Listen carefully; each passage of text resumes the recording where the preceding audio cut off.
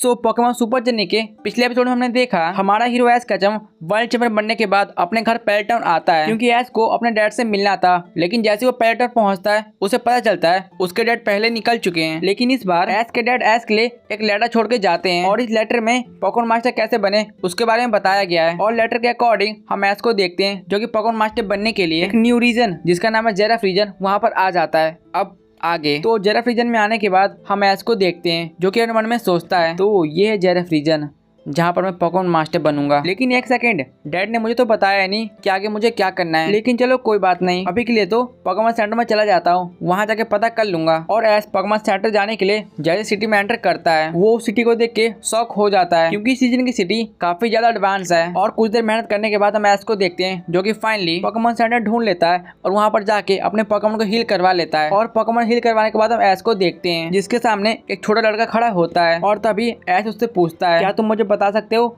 मैं यहाँ Pokemon master को चैलेंज कैसे करूँ। और वो लड़का जैसे सुनता है कि एश पोकेमॉन मास्टर को चैलेंज करने की बातें कर रहा है फिर वो लड़का बोलता है क्या पोकेमॉन मास्टर को चैलेंज करना है, इसका मतलब तुम वर्ल्ड चैंपियन हो। अरे हाँ मुझे अभी याद आया, तुम तो वही हो ना करंट के वर्ल्ड चैंपियन जिसने लियोन को हराया था, एश केचम। और ये लड़का पहले से एश को जानता है। ये सुनकर हम एश को देखते हैं जो कि बोलता है तो तुमने मेरे बारे में सुना है, अच्छी बात है, हाँ मैं वही हूँ और मैं वो पोकेमॉन मास्टर बनने के लिए आया हूँ। लेकिन मुझे ये नहीं पता मैं पोकेमॉन मास्टर को चैलेंज कैसे करूँ। तभी वो छोटा लड़का बोलता है ओ इसका मतलब तुम यहाँ पोकेमॉन मास्टर को चैलेंज करने के लिए आए हो, लेकिन इसके लिए तो आपको थोड़ी मेहनत करनी पड़ेगी क्योंकि आप पोकेमॉन मास्टर को जोरो सिटी में चैलेंज कर सकते हो। फिर एश बोलता है जोरो सिटी ये कहाँ पर है और ये कैसी सिटी है। जेरफ रीजन की सबसे बड़ी सिटी जोरो सिटी है और पोकेमॉन मास्टर वहीं पे रहता है। और अगर तुम उन्हें चैलेंज करना है तो तुम वहाँ पर जाना पड़ेगा। और अगर तुम इस सिटी के पूरब में जाओगे तो तुम्हें कुछ दिन सफर करने के बाद वो सिटी मिल जाएगी। तो छोटे लड़के ने एश को सही बातें बता दी है जो एश को जाननी थी। तभी एश बोलता है छोटे लड़के तुम्हारा शुक्रिया मुझे ये सब बताने के लिए, तो ठीक है मैं अभी निकलता हूँ। और एश जैसे वहाँ से निकलता है वो लड़का बोलता है अरे रुको रुको, दरअसल मेरी एक सिस्टर भी है जो कि उसी सिटी में रहती है और अगर तुम्हें वो मिले तो मेरा हाय कहना, उसका नाम सीरी है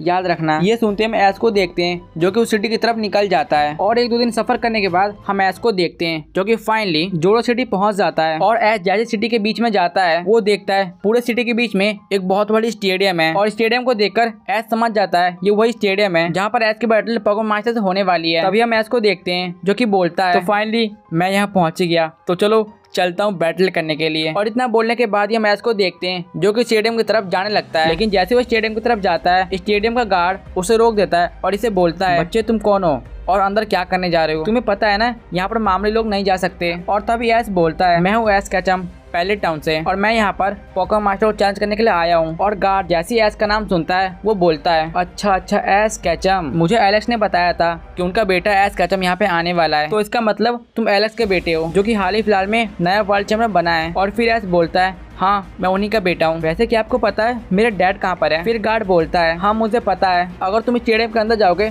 तो तुम्हें तुम्हारा डैड वहीं पे मिल जाएंगे। तो एश बताओ क्या तुम चैलेंज करने के लिए तैयार हो। फिर एश बोलता है हाँ मैं एकदम रेडी हूँ। फिर हम गार्ड को देखते हैं जो कि एश को रूल समझाते हुए बताता है। फिर गार्ड बोलता है तो एश केचम ध्यान से सुनना, तो जैसा कि तुम्हें पता होगा पोकेमॉन मास्टर को चैलेंज करने से पहले तुम्हें उनके 8 स्ट्रॉन्गेस्ट जेरा को हराना पड़ेगा। और ये जो 8 स्ट्रॉन्गेस्ट जेरा है इनकी पावर इनके रैंकिंग के ऊपर डिपेंड करती है। एग्जाम्पल के लिए इन 8 जेरा में सबसे कमजोर नंबर 8 वाला है और तुम्हारी फर्स्ट बैटल इसी से होगी। और सबसे ताकतवर जेरा नंबर 1 है और मैं तुम्हें बता दूं वो जब से यहाँ पर आया है वो एक भी मैच नहीं हारा। और तभी एश बोलता है और अगर क्या होगा अगर मैं इन जेरा से हार जाऊंगा और क्या मुझे इन सभी जेरा से लगातार फाइट करनी पड़ेगी। और इसका आंसर देते हुए गार्ड बोलता है अगर तुम किसी जेरा से फर्स्ट टाइम हार गए तुम्हें एक रीमैच का मौका मिलेगा, लेकिन अगर तुम रीमैच में भी हार गए तो समझो तुम्हारा सपना खत्म हो गया क्योंकि रीमैच हारने के बाद तुम दोबारा कभी बैटल नहीं कर पाओगे और तुम एक जेरा से बैटल करने के बाद कुछ दिन का रेस्ट ले सकते हो और तुम्हारा जब मन करे तब तुम दूसरे जेरा को चैलेंज कर सकते हो। और हाँ जेरा नंबर 8 से लेके जेरा नंबर 3 तक तुम्हारी बैटल 3v3 की होने वाली है और उसके बाद तुम्हारी बैटल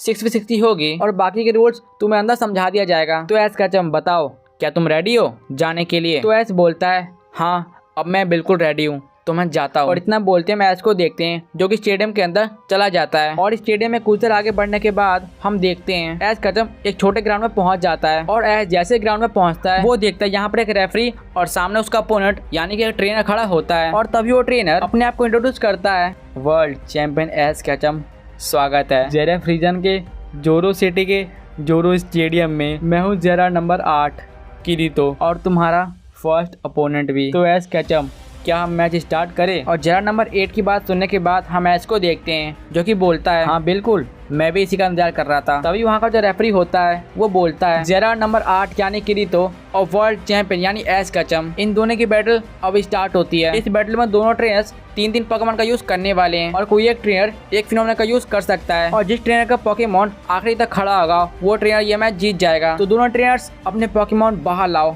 ड्रैगनाइट बाहर आओ। ये तो अपना पहला पोकेमॉन ड्रैगनाइट को भेजता है और ड्रैगनाइट को देखने के बाद हम ऐश को देखते हैं जो कि अपने मन में सोचता है तो फर्स्ट पोकेमॉन ही ताकतवर पोकेमॉन ड्रैगनाइट जो कि उड़ भी सकता है, लेकिन कोई बात नहीं। अच्छा हुआ जर्नी स्टार्ट करने से पहले मैं उससे मिल गया और उसे अपने साथ ले आया। तो चलो मेरे दोस्त, मुझे अपनी ताकत दिखाओ, तुम इतने सालों में कितने स्ट्रॉन्ग बन चुके हो। बाहर आओ, मैं तुम्हें चुनता हूँ। हाँ तो ठीक है, इस एपिसोड के लिए इतना ही। और हाँ देखो, मुझे पता तुम में से कुछ लोग मुझे अभी गाली दे रहे होगे कि भाई तू हमेशा वीडियो ऐसे क्लाइमेक्स वाले मोमेंट पे क्यों एंड करता है। तो देखो इसका भी एक रीजन है यार, समझा करो। और जब तुम्हें गुस्सा आ रहा है तो क्या तुम गैस कर सकते हो ऐश ने पहला पोकेमॉन कौन सा चुना है। और अगर तुम यहाँ तक वीडियो देख रहे हो तो देखो एक लाइक और सब्सक्राइब कर दो, क्योंकि अगर तुम लाइक और सब्सक्राइब नहीं करोगे तो देखो मैं नेक्स्ट एपिसोड बिल्कुल नहीं लाने वाला। इसलिए please like and subscribe and comment and share भी। और देखो जितना शेयर कर सकते हो करो, इस वीडियो पे जितना सपोर्ट दिखाओगे नेक्स्ट बार उतना जल्दी आ जाएगा। तो चलो ठीक है, मैं तो किसी और वीडियो में तो बड़ा time peace out. Bye. Bye. Bye.